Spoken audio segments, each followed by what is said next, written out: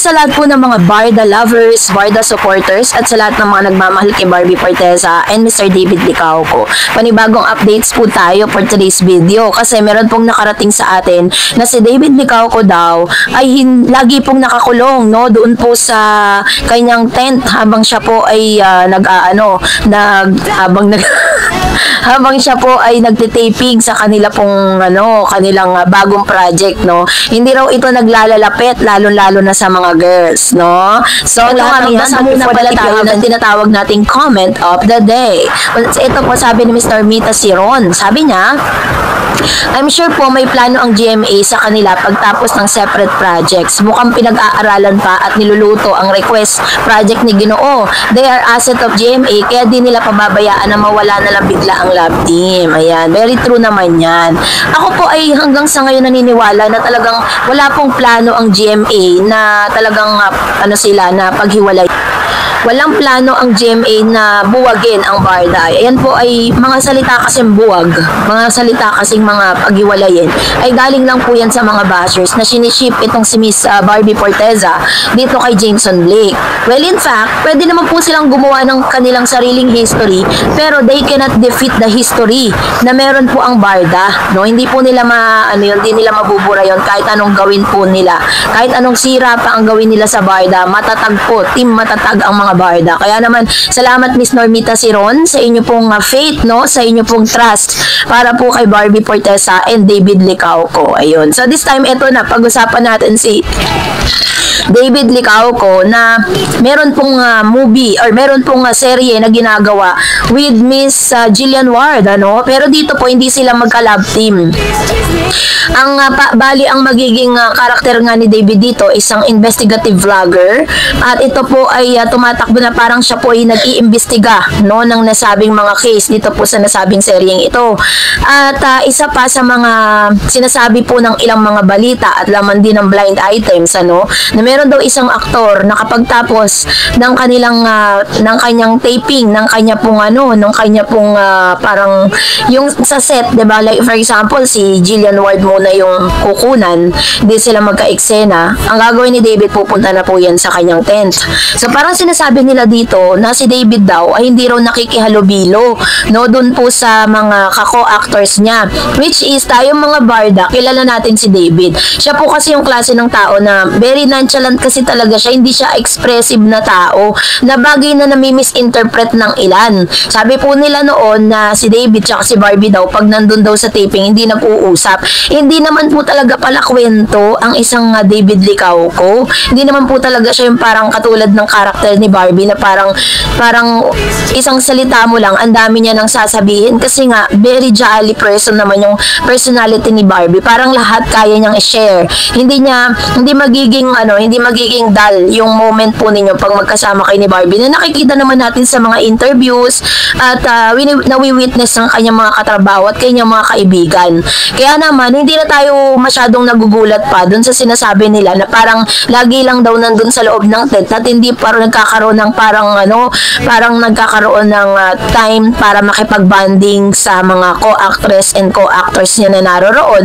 Well, in fact, kung tutuusin, hindi naman po siya pumunta doon to make friends. Pumunta po siya doon para magtrabaho. Kaya hindi po pwedeng ibabash si David Licauco na parang feeling big star na gano'n. Ay nako, grabe naman yung mga ganong mga pambabash na ginagawa kay David Licauco, diba? Nonchalant kasi siya talaga. Kahit po si Miss Barbie Forteza, noong mga unang araw po na nag-meet po sila, hindi talaga pala salita si David. Para nga silang para silang nagpapakiramdaman, diba? Lalo na't ngayon, diba? Sinasabi daw nila na parang ina-avoid ni Mr. David Licauco na makipag-usap, ina-avoid niya na makipagkwentuhan lalo-lalo na sa mga girls, diba? May magagalit ba? May magagalit kaya, David, kaya ginagawa mo yun? Tanong ko lang. Well, hindi natin alam, diba? So, anyways, sa mga ganong pagkakataon kasi parang matatawa ka na lang talaga dun sa mga ganong klase ng balita na binabalita nila. Kala ng mga basher si David, magtataka pa tayo, no? At parang magagalit pa tayo sa ganong karakter niya. Kilala natin si David na ganon talaga siya. Diba? Never po siyang nagsasalita. Kung hindi mo siya kakausapin, diba? Hindi naman siya, mas marami pang ang sasabihin si Alden Richards kapag kasama mo kaysa kay Mr. David Licao. Ewan ko kasi parang ganun yung pagkatao ni David eh. Parang medyo loner siya, ganun. Para sa akin parang loner siya, ganun. Tapos hindi niya alam kung paano niya i-express yung sarili niya. That's the reason why nung nag-uumpisa pa lang siya sa showbiz, medyo hirap kasi nga hindi siya expressive na tao. Ang mga artista po dapat napaka-expressive mo. Alam mo kung paano mo dadalhin yung sarili mo pag ikaw'y nalulungkot, pag ikaw naman ay masaya, ikaw ay umiiyak, di ba? Yun yung mga pinag-aralan niya at binamaster niya through the help of Miss Barbie Forteza. Kasi siyempre si Barbie po yung mga naka-eksena niya, di ba? So, yun po yung ilan sa mga lumalabas na news about Mr. David Licao ko.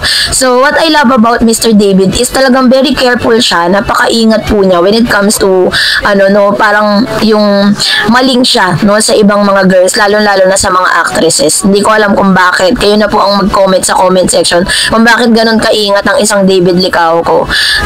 When it comes to talking to other girls, ganyan. Tapos, kaya nga sabi ng mga barda fans, napakabagal daw ni David Licao ko. Kung gusto mo talaga si Barbie, di sabihin mo na agad para walang umi-entra, 'di ba? Para walang sumisiksik at walang pong kumbaga sa basketball, 3 points mo na agad.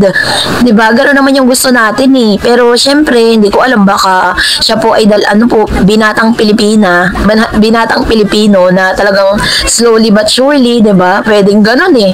So, anyways, maging masaya na lang tayo sa kung ano po yung mga nakikita natin ngayon.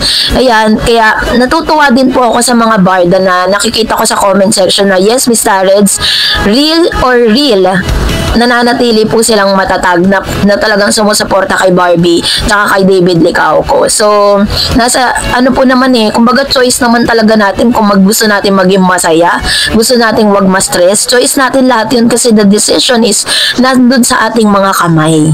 So, yun lang po, and that's it for today. For more videos and updates, please don't forget to like and subscribe, and please don't forget to follow my Facebook page, Dareds TV. God bless everyone! Oh yeah! Showbiz chika na legit.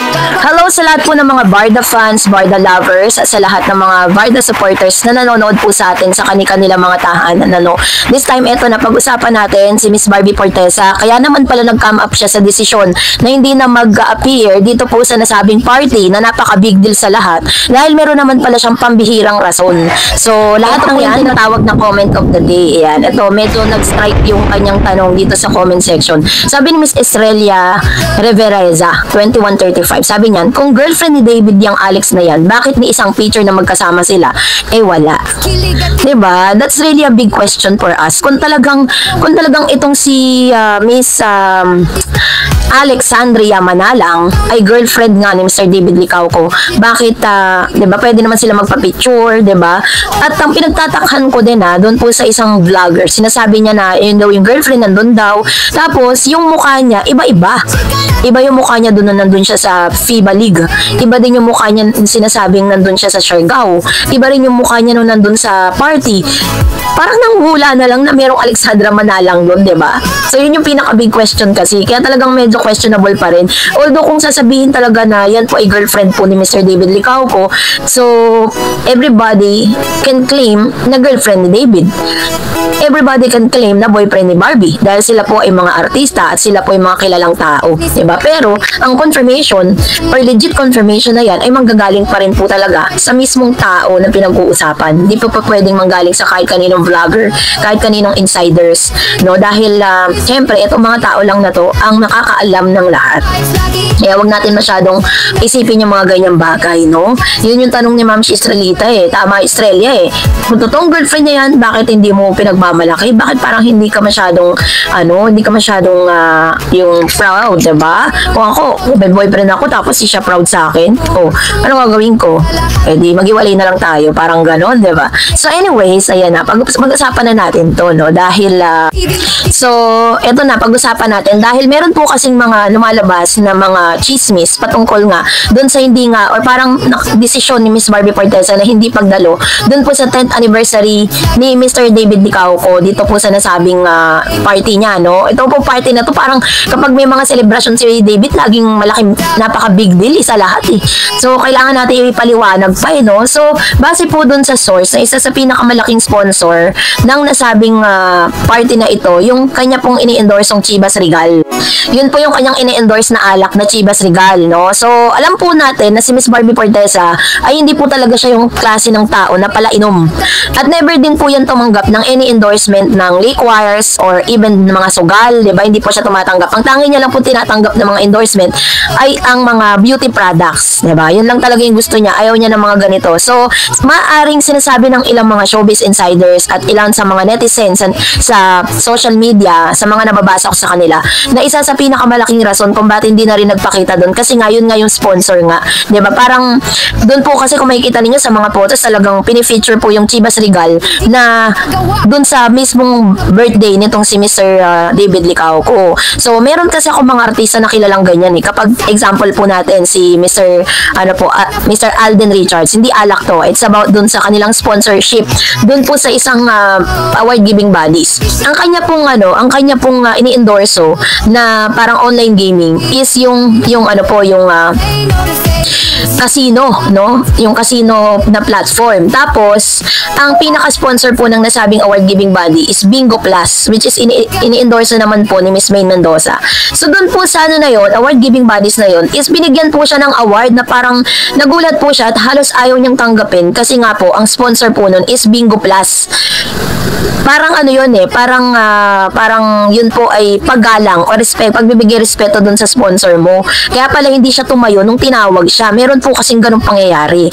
So meron din po naman kay Miss Catherine Bernardo na many times na siya po ay parang kinukuwang endorser ng alak, kinukuwang endorser ng sugal, pero hindi rin po niya tinatanggap. Ganon din po si Miss Barbie Fortesa. Kung meron po itong kinalaman sa mga bisyo, never po niyan tatanggapin yan. At maaaring kaya hindi siya nag-appear doon dahil yan po ay sponsored ng Chivas Regal. No, yan po ay yan po ay pinipicture po nila diyan yung Chivas Regal kasi parang siya yung pinakabagong yung endorser ng nasabing alak. Kaya isa rin yan, maaaring main factor din po yan kung bakit hindi na rin po nag-decide na rin si Miss Barbie na hindi na talaga mag-appear. At the same time, katulad ng sinabi ko po sa inyo kahapon, yung ating pong updates, na nakapag-celebrate na sila ng kanilang 10th ng celebration noong sila po ay nagkaroon po ng taping bago po ilabas yung kanilang endorsement na Vitamilk. Maaaring marami kasing factor eh na kung bakit wala doon si Miss Barbie Fortesa, pero yun nga, isa lang po ang pinaka main reason dyan, hindi po big deal kung wala man si Miss Barbie sa mga okasyong katulad niyan. Nakita nyo naman, very intimate lang po yung mga taong nandun, almost mga super close friends, yung mga family po ni Mr. David Licauco, ganon, yun po yung mga talagang dumalo, kasi may mga party na parang example, kakilala kita for almost 5 years, 10 years, invited ka, pero kapag ikaw ay hindi kita friends ng 5 years below, hindi kita iimbitahan kasi hindi naman pa tayo super close ng ganon, diba? Pero alam ko naman hindi yun ang factor. May mga other factors pa rin po tayo that we need to consider why Miss Barbie Fortesa come up with that decision. Pero hindi natin siya pwedeng masisi kasi that's her decision. Yun po yung kanyang decision. At wag na po natin masyadong gawing big deal ang mga bagay-bagay na yan. Ang importante sa atin, magkasundo sila, hindi sila magkaaway. Hindi katulad ng isang love team na matapos po yung isang sobrang extravagant na resulta ng kanilang movie, after nun wala na, hindi na nagpansinan, deadmatology na sa isa't isa, at ngayon ay intriga pa na magkagalit. So hindi naman po magkagalit si Barbie at si David Licauco, still friendship still intact, yung kanilang samahan ay intact, at excited pa rin po sila to make another movie together. Kaya yun po yung dapat nating abangan. Okay, so that's it for today. For more videos and updates, please don't forget to like and subscribe, and please don't forget to follow my Facebook page, Dar Eds TV. God bless everyone!